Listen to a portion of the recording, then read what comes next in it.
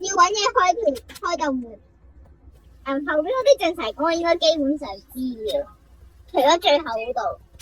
你基本上識玩呢個遊戲。搵手。我見到下面有嘢，下面有嘢。邊度啊？睇啦。邊度有嘢啊？床下面咯。哈哈哈！我未睇過㗎。呢度。呢度張紙睇紙度唔係有4樣嘢嘅，跟住呢個嘅標誌咧，間房會有呢啲嘢嘅正常。我見到啦，呢間。同嚟嘅。唔知係數學好唔好咧？786。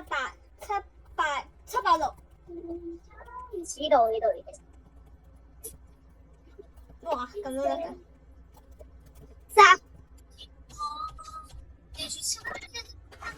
我覺得聽係咪咁啲？6。哦。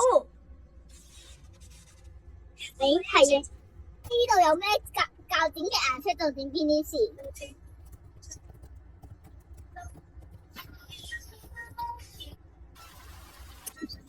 八個格，一定有啲意。哦。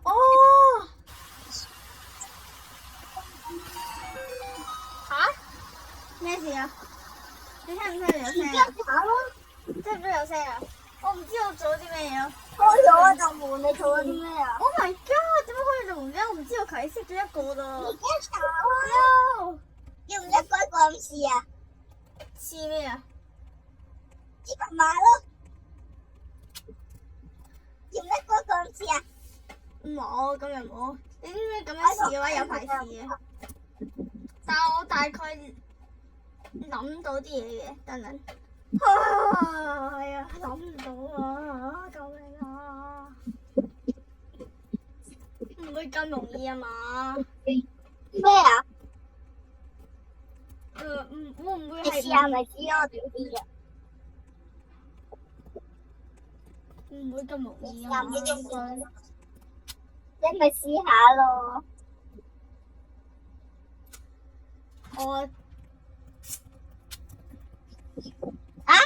你點開啊？5305咩？呢度啊，你睇下，你嚟睇下。你睇下5305呢度，勁。呢度啊？